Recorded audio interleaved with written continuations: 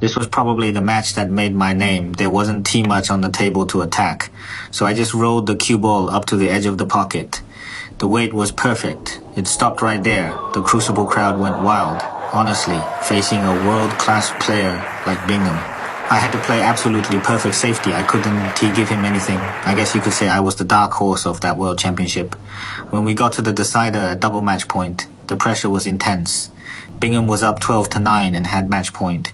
I was 3 frames down, but I never thought about giving up. I just kept fighting back frame by frame, and somehow I leveled it up. This frame, I got to the table and made a break of 55. Bingham played a thin contact on the red, but didn't leave anything. I immediately knew what to do defensively. I let the cue ball kiss the red and roll up to the top of the table, came off the cushion, and ended up safe behind the green. Textbook snooker.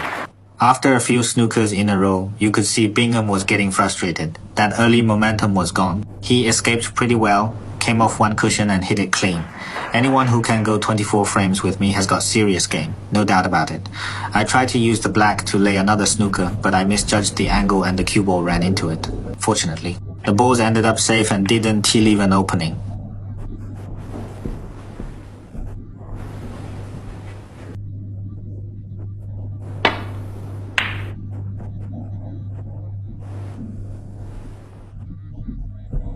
This shot, I managed to keep the cue ball down at the bottom of the table.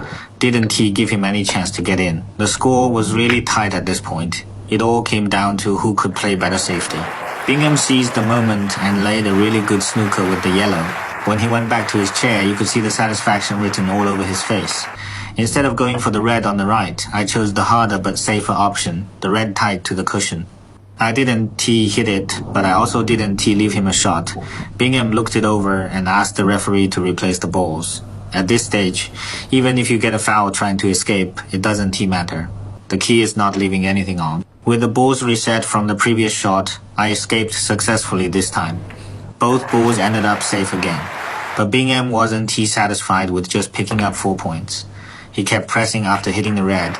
The cue ball naturally ended up tight on the black. He laid a double lock snooker. That shot really showed his control. The pressure was back on me.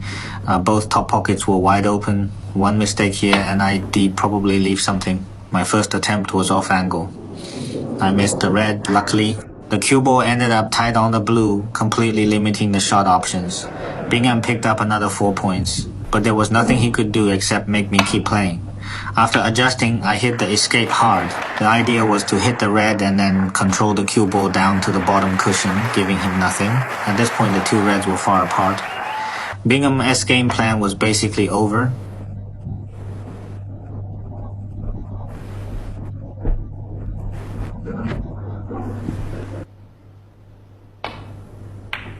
This shot, I managed to bunch the two reds together and left the cue ball safe below the pink. Another really tricky snooker for Bingham. I sat in my chair watching the table.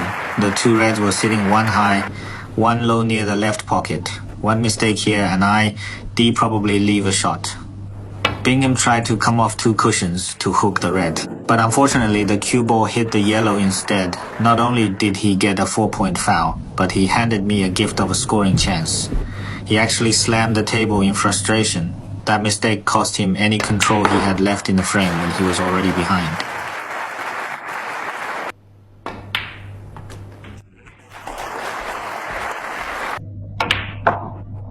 The last red went in. I was one shot away from going ahead, but the yellow was locked up by the black. To turn this around, I had to free up the yellow. I messed up the position. After potting the brown, the cue ball ran into the blue, and now there was no shot on the yellow.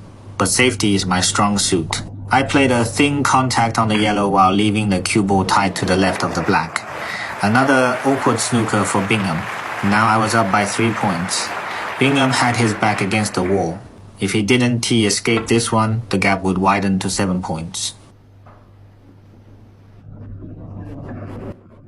Bingham's touch is really impressive. The cue ball went around two cushions and made delicate contact with the yellow, without leaving any scoring opportunity. I wanted to keep controlling the cue ball and get it safe on the black, but I hit it too hard and it bounced away.